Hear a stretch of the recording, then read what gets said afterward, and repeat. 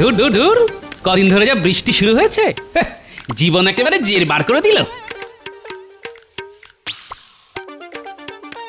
কি গোপাল, বাজার থেকে ফিরছো? হাতে বাজারের থলি নিয়ে আর কোথা থেকে ফিরবো বলুন তো? তা কি কিনলে বাজার থেকে? বোঝো এবার, এরপর হাজার প্রশ্ন করবে। ওই কিছুটা শাক পাতা আর কটা কই মাছ। ভালো ভালো, তা কই মাছ দিয়ে তেল কই হবে নিশ্চয়ই। তেল কই হবে নাকি কই তেল হবে সেটা একমাত্র আমার অন্দরমহলের সাম্রাজ্ঞী বলতে পারবেন। তা এই বর্ষার মধ্যে আপনার ছাতা কই? নদীতে স্নান সেরে ফিরছি যে, তাই ভিজলেও তেমন ক্ষতি হবে না। তা গোপাল, বাদলায় কাটছে কেমন? তা এক প্রকার খাসা, ঘরের বাইরে বেরোলেও ছাতা, আবার ঘরের ভেতর থাকলেও ছাতা। কেন কেন, ঘরের ভেতরে ছাতা কেন? চাল দিয়ে জল পড়ে বুঝি? তা পরে বই কি, পরেই যখন তখন সারিয়ে নিচ্ছ না কেন? সারাতে তো পারি, কিন্তু ওই যে লোভ। লোভ? কিসের লোভ? ঘরের ভেতর ছাতা মাথায় দিয়ে বসে থাকার লোভ। আসলে কজন ভাগ্যবান আর ঘরের ভেতর ছাতা মাথায় দিয়ে বসে থাকতে পারে বলুন? তোমার কথার মর্ম ঠিক বুঝলাম না। আসলে আমি যতদূর শুনেছি তাতে বর্ধমানের মহারাজ আর কুচবিহারের রাজামশাই ঘরের ভেতর ছাতা মাথায় দিয়ে বসে থাকেন। আরে সে তো সাধারণ ছাতা নয়, সে তো রাজছত্র। আর ঘর নয়, ঘর নয়, বসে থাকেন রাজসভায়। জানি তো, কিন্তু আমি তো ছোটখাটো মানুষ, তাই ভাঙা ঘরই আমার রাজসভা, আর ছেঁড়া ছাতাই আমার কাছে রাজছত্র। তোমার সঙ্গে কথায় পারে কার সাধ্যি, আর রঙ্গরসিকতাতেও তো তুমি সকলের চাইতে এগিয়ে। চলি চলি হে। আসুন, তবে সাবধানে যাবেন, কদিনের বৃষ্টিতে রাস্তায় যা কাদা।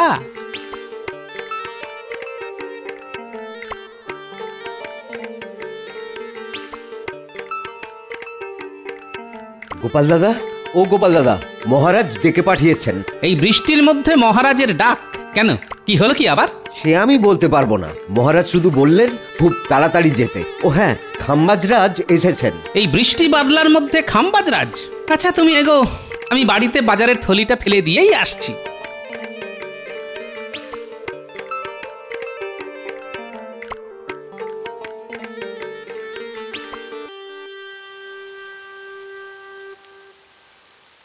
গিন্নি, আরে গিন্নি, কোথায় গেলে গো? কোথাও যাবার কপাল করে কি এসেছি গো? তা সেই একই ভাঙা ঘরে সারা জীবন কাটিয়ে যাচ্ছি। ঘরের এখান ওখান দিয়ে জল পড়ছে বলে মেজাজ বেশ গরম মনে হচ্ছে। যাক, আর বেশি কথা বাড়িয়ে কাজ নেই। এই নাও বাজারের থলিটা ধরো। খুব ভালো কই মাছ আছে এতে। গিন্নি, তুমি রান্না শুরু করো, আমি একটু আসছি, বুঝলে? বলি, কোন রাজকার্যে যাওয়া হচ্ছে শুনি? আজ ঘরামিকে ডাকতে বলেছিলাম না? হ্যাঁ, আরে ঘরামিকে ডাকতেই তো যাচ্ছি, তবে যাবার আগে একবার রাজবাড়িতে ঘুরে যেতে হবে। মহারাজ ডেকে পাঠিয়েছেন।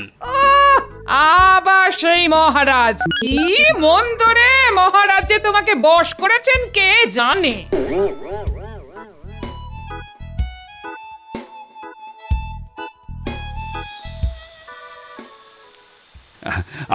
আপনার পিতৃবিয়োগের খবর পেয়ে না খুবই মর্মাহত হয়েছি আমি। তবে কি আর করবেন বলুন, কেউ তো চিরকাল আর বাঁচে না। আসলে অনেক বয়স হয়ে গেলেও আমার বাবা বেশ শক্ত সমর্থই ছিলেন। হঠাৎ কি যে হলো, দুদিনের জ্বরেই সব শেষ। মহারাজ, আমাদের আর বেশি দেরি করা ঠিক হবে না।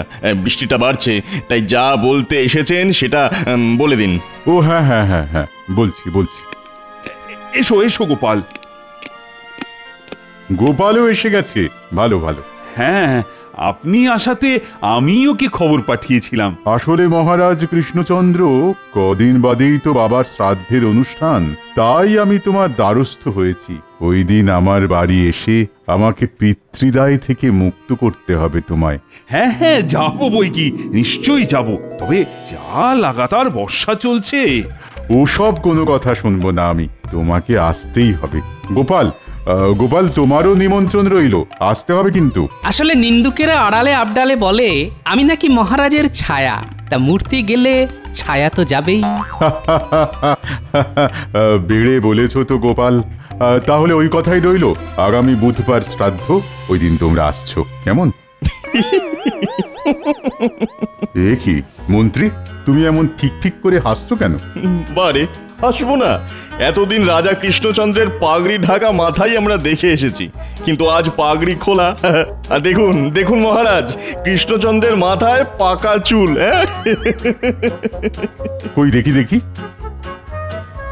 তাই তো, কৃষ্ণচন্দ্র, এই বয়সে তোমার মাথায় পাকা চুল কেন?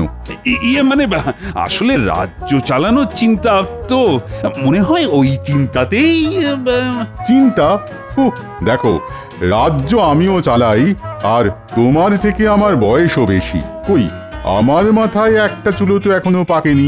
তা মহারাজ কৃষ্ণচন্দ্রের এইটুকু একটা রাজ্য চালাতে যদি চুলই পাকিয়ে ফেলতে হয়, তাহলে এক কাজ করুন না কেন, আপনার রাজ্যভার আমাদের মহারাজের হাতে সঁপে দিয়ে আপনি বিশ্রাম নিন। না হলে যে দুদিনেই সব চুল সাদা হয়ে যাবে। বেড়ে বলেছো মন্ত্রী। হ্যাঁ, এই জন্যই বলে স্বভাব যায় না মূলে। বাবার শ্রাদ্ধে নেমন্তন্ন করতে এসেও মহারাজকে খোঁচা মারতে ছাড়ছে না। কৃষ্ণচন্দ্র, আমি তাহলে উঠছি। কি আর করবে বলো, গুরুজনের শ্রাদ্ধে তো আর পাগড়ি পরে যাওয়া যায় না, তাই পাকা চুল নিয়ে যেও। হ্যাঁ, আসছি আসছি তাহলে। তোমাকে আর আসতে হবে না, বাকি পথ আমরা চলে যেতে পারবো। তুমি বরং তোমার মাথার পাকা চুলটা একটু সামলাও।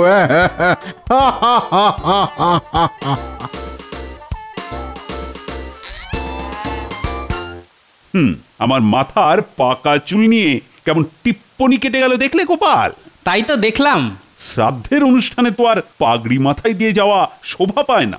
না, তা তো যায় না। আর খালি মাথায় গেলে যদি ওখানেও আমার পাকা চুল নিয়ে টিপ্পনি কাটে, সেটা কাটতেই পারে। আসলে খাম্বাজরাজ আর তার মন্ত্রী তো আপনার খুঁত ধরার জন্য মুখিয়ে থাকে। তবে আমি বলি কি, এসব কথায় আপনি কান দেবেন না। কান না দিয়ে কি পারা যায় বলো তো? ও গোপাল, কিছু একটা ব্যবস্থা করো না, যাতে আমার পাকা চুল কালো হয়ে যায়। সেটা কি করে সম্ভব মহারাজ? চুল পাকা খুব স্বাভাবিক একটা ব্যাপার, কারণ চুল পাকে মানুষের বয়স আর অভিজ্ঞতায়। তাকে কালো করার কোনো উপায় তো আমার জানা নেই মহারাজ। না না না, ব্যাপারটাকে এত হালকা করে নিও না। তুমি হয়তো না জানতে পারো, কিন্তু কেউ না কেউ তো জানতে পারে। আজ রাজসভায় গিয়ে সকলের সাথে এ ব্যাপারে একটা আলোচনা করা দরকার।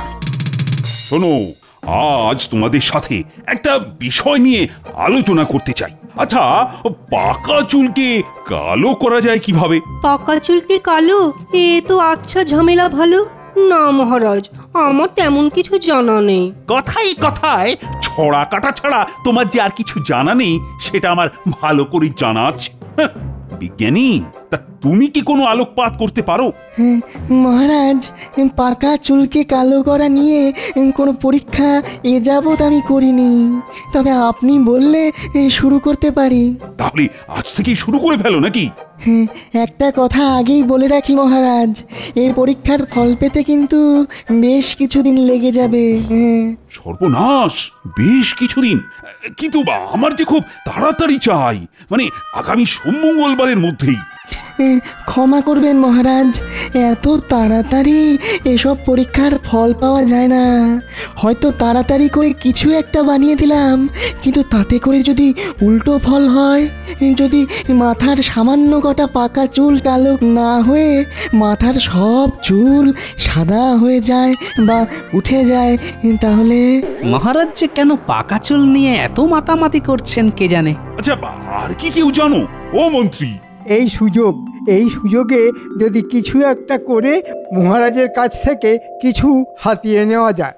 মহারাজ, এতক্ষণ ধরে আমি শুধু শুনে যাচ্ছিলাম আর মনে করার চেষ্টা করছিলাম। মনে করার চেষ্টা করছিল নাকি নতুন কোনো ভড়ং? কি মনে করার চেষ্টা করছিলে মন্ত্রী? এক কেশ বিশারদের নাম। কি যেন নামটা? হ্যাঁ, মনে পড়েছে, গৌরহরি। গৌরহরি? হ্যাঁ মহারাজ, গৌরহরি বলে একজন কেশ বিশারদ আছে। সে হয়তো পাকা চুল কালো করার গোপন কৌশল জানে। তাহলে আর দেরি করছো কেন? যাও, এক্ষুনি তার কাছে যাও। যথাজ্ঞা মহারাজ।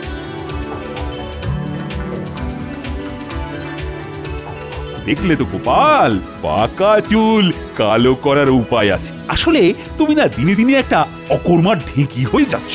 আমি না হয় অকর্মার ঢেঁকি, কিন্তু মহারাজের পাকা চুলকে কালো করতে মন্ত্রীরা তো উৎসাহ কেন? না, ব্যাপারটার উপর নজর রাখতে হবে দেখছি।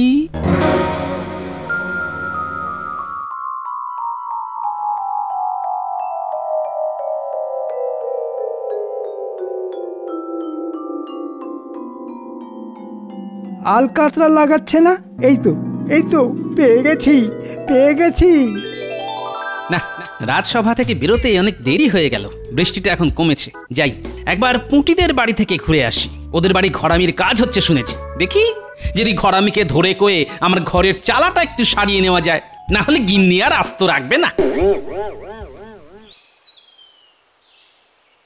পুটির বাবা, ও পুটির বাবা। বলো গোপাল দাদা। তা তোমাদের বাড়ি ঘরামির কাজ আর কতদিন চলবে? বড়জোর আর 2-1 দিন। চালের কাজ হয়ে গেছে, এখন শুধু আলকাতরা লাগানোর কাজ বাকি। আচ্ছা, ঘরের নিচের দিকের অংশে আলকাতরা লাগাচ্ছ কেন? আসলে মাটির বাড়ি তো, জলের ঝাপটায় ঘরের তলার দিক ভিজে গিয়ে মাটি আলগা হয়ে যায়। হ্যাঁ, বুঝতে পেরেছি। আলকাতরা লাগালে ওই জলের ছাট মাটি আলগা করে দিতে পারবে না, তাই তো? ভালো, খুব ভালো। আমি এরকমটা করিয়ে নেবো, বুঝলে? ও ভাই, এই বাড়ির কাজ মিটলে আমার সাথে দেখা করো তো, আমার বাড়িতেও একটু কাজ আছে। ঠিক আছে গোপাল বাবু, আমার ঘরের কাজ মিটে গেলে আমি ওকে তোমার কাছে নিয়ে যাব। হ্যাঁ, খুব ভালো। আমি তাহলে চলি। হে, তাহলে বুঝতে পারলি তোকে কি করতে হবে? খুব বুঝতে পেরেছি। তবে কি তবে? খুব বেশি না হলেও এ বিষয়ে আমার 3টে মাত্র প্রশ্ন আছে। প্রথম প্রশ্ন, কাজটা কি আমি একলাই করব, না ঘটা আমার সঙ্গে থাকবে? না, কোনো ঘট বা ঘটা সঙ্গে থাকবে না। ওই যে কথায় আছে না, অতি সন্ন্যাসীতে গাজন নষ্ট। তাই কাজটা তোকে একলাই করতে হবে। আমি অবশ্য তোর সঙ্গে থাকবো। ভালো। আমার দ্বিতীয় প্রশ্ন এবার করি। বলছি যে আলকাতরা কোথা থেকে পাবো? পুঁটিদের বাড়ি আলকাতরার কাজ হচ্ছে, ওখান থেকে চুরি করে নেব। খুব ভালো। চুরি করার ব্যাপারে আপনি তো আমাদের গুরুদেব। কিছু বললি? না, কিছু না। এবার আমার শেষ প্রশ্ন, এই কাজটায় আমি কত পাবো? সে নিয়ে তোকে ভাবতে হবে না, ভালো মতো দিয়ে তোকে পুষিয়ে দেব। যা, এখন বাড়ি যা, কাল সকালে আসিস। খুব ভালো।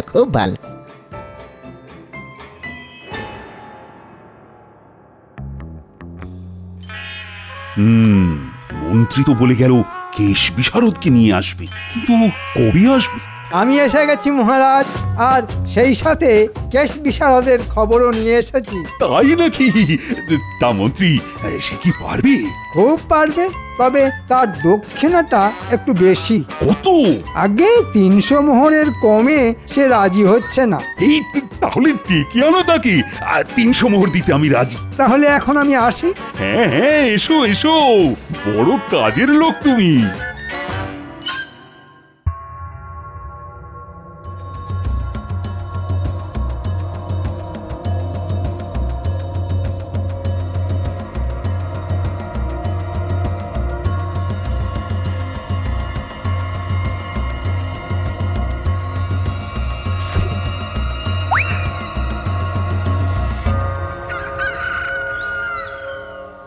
আরে কি হলো কি গিন্নি? আরে মুড়ি টুড়ি কিছু দাও, খেয়ে দে থলি হাতে করে একবার বাজারটা ঘুরে আসি। দিচ্ছি, আর একটু সবুর করো।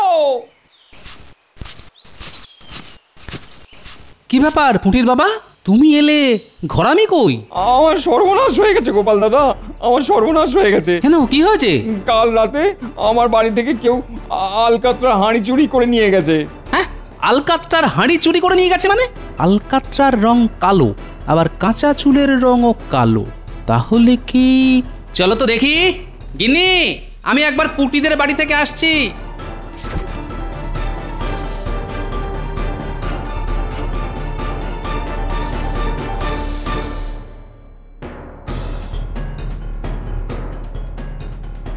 আচ্ছা পুটির বাবা, কাল তোমাদের বাড়ি কেউ নাগরা পরে এসেছিল?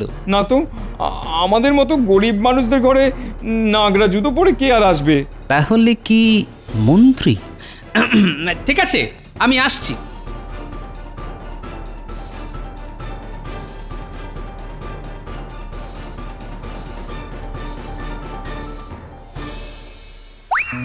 কি মজা! 300 মোহর রোজগার হবে। সেই আনন্দে যাই বাজার থেকে দেখে শুনে জোড়া ইলিশ কিনে আনি। মন্ত্রীমশাই জোড়া ইলিশ কিনতে গেল। এই ফাঁকে যা করার করে ফেলতে হবে। মন্ত্রী গিন্নি এখন হয়তো পুজোর ঘরে, এদিক ওদিক ভালো করে দেখতে হবে। যা অনুমান করেছিলাম ঠিক তাই। এবার দেখো মন্ত্রী মশাই আমার খেলা।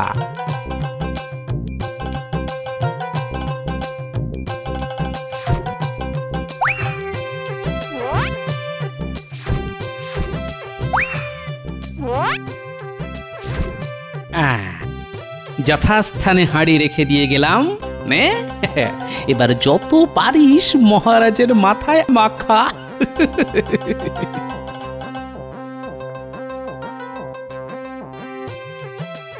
এই নাও পুটির বাবা, তোমার আলকাতরার হাঁড়ি।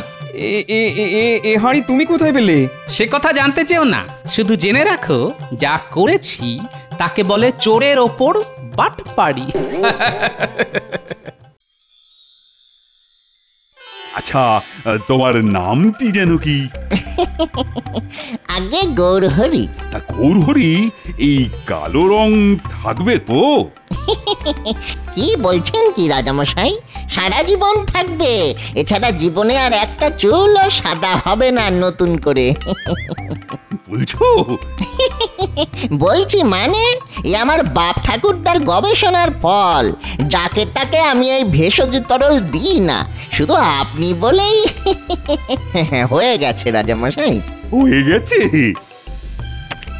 হ্যাঁ, হয়ে গেছে। শুধু সামনের কটা দিন মাথা ভেজাবেন না, তারপর যত ইচ্ছে চান করুন। তা আমার পারিশ্রমিকটা? বটা বেটা দেখছি খুব চালাক হয়ে গেছে, নিজে থেকে তাই মোহর চাইছে। দাঁড়া, দেখাচ্ছি তোকে। আরে মোহরের জন্যে কোনো চিন্তা করো না গৌরহরি, মহারাজের কাছ থেকে নিয়ে আমি তোমার বাড়ি দিয়ে আসবো। এখন তুমি চলো। মহারাজ, এখন আপনি বিশ্রাম করুন, আমি পরে এসে মোহর নিয়ে যাব।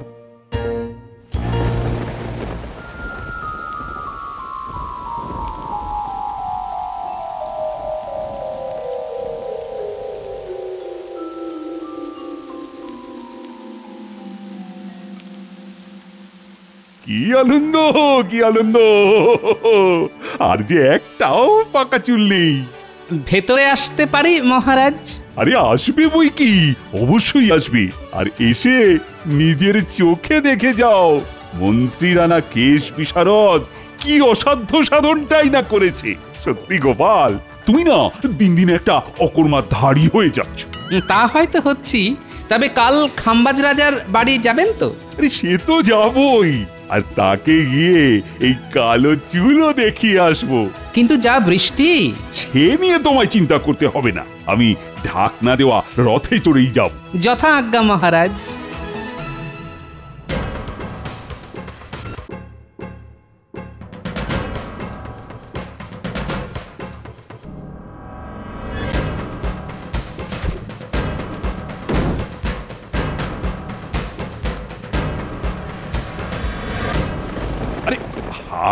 আরে কি হলো সারথি, আমার রথ কোথায়? যাও যাও যাও, তাড়াতাড়ি নিয়ে এসো। আগে মহারাজ, রথের চাকা বিগড়ে গেছে, চালাতে গেলেই কেমন টলমল করছে। সর্বনাশ! এই তাহলে যাবো কি করে গো? ঘোড়ায় করে চলুন না মহারাজ। ঘোড়া? ঠিক আছে, তাহলে তাই চলো। আর বৃষ্টিতে ভিজলেও আমার কোনো অসুবিধে নেই, কিন্তু গোপাল, তোমার কোনো অসুবিধে হবে না তো? আগে না মহারাজ।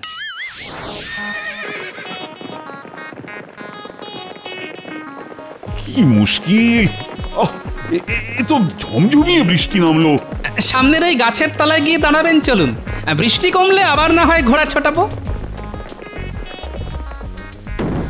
এ কি মহারাজ, আপনার পোশাকে এত কালো রং এলো কোথা থেকে? এ বাবা, আইস, এ তো দেখছি মাথা থেকে গড়াচ্ছে। কই দেখি দেখি, হ্যাঁ হ্যাঁ, বেটা বেটা কেশ বিশারদ আমায় ঠকিয়েছে। এটা বলেছিল রং নাকি সারা জীবন থাকবে। সে হয়তো ঠিকই বলেছিল, কারণ সে তো মাখাতে এসেছিল আলকাত্রা, যা একবার শুকিয়ে গেলে সারা জীবনে ওঠা মুশকিল। তবে তাতে করে আপনার চুলের যে 12টা বেজে যেত, তাই আমি আলকাত্রার হাঁড়ি পাল্টে ভূষকালি রেখে দিয়েছিলাম মহারাজ। হ্যাঁ? মন্ত্রীর কেশ বিশারদ আমার মাথায় আলকাত্রা মাখাতে চেয়েছিল। দাঁড়াও দাঁড়াও, মন্ত্রীকে ডেকে ওকে এমন শাস্তি দেব যে। মন্ত্রী? আরে ওটাই তো আসল নাটের গুরু। আর যতদূর মনে হয় কেশ বিশারদটি হচ্ছে গিয়ে ছদ্মবেশী বটা। ওদের আমি বুঝে নেব, কিন্তু কিন্তু সব ভূষকালি উঠে গিয়ে পাকা চুল বেরিয়ে পড়লে খাম্বাজরাজের কাছে আমি মুখ দেখাবো কি করে বলো তো? ও তো আবার আমার পাকা চুল নিয়ে টিপ্পনি কাটবে। ও টিপ্পনি কাটলে আপনিও পাল্টা টিপ্পনি কেটে বলবেন চুল পাকে মানুষের বয়স আর অভিজ্ঞতায়, আর বেশি বয়সেও যাদের চুল পাকে না তারা হলো সব বুড়ো খোকা। আর বুড়ো খোকাদের হাতে রাজ্যভার থাকলে রাজ্যের কোনো দিনই মঙ্গল হয় না মহারাজ। পেড়ে বলেছে তো গোপালে। চলো চলো চলো, প্রাসাদে গিয়ে চান করে অন্য পোশাক পরে খাম্বাজ রাজার বাড়ি যাই, আর তার সাথে সঙ্গে করে নিয়ে যাব মন্ত্রী আর বটা। ওরে বাবা রে বাবা, আর যে ছুটতে পারি না। ওরে বাবা, এদিন মহারাজ, জীবনে আর আর কখনো এমনটি হবে না। ওরে বাবা রে। একেই বলে যেমন কর্ম তেমন ফল।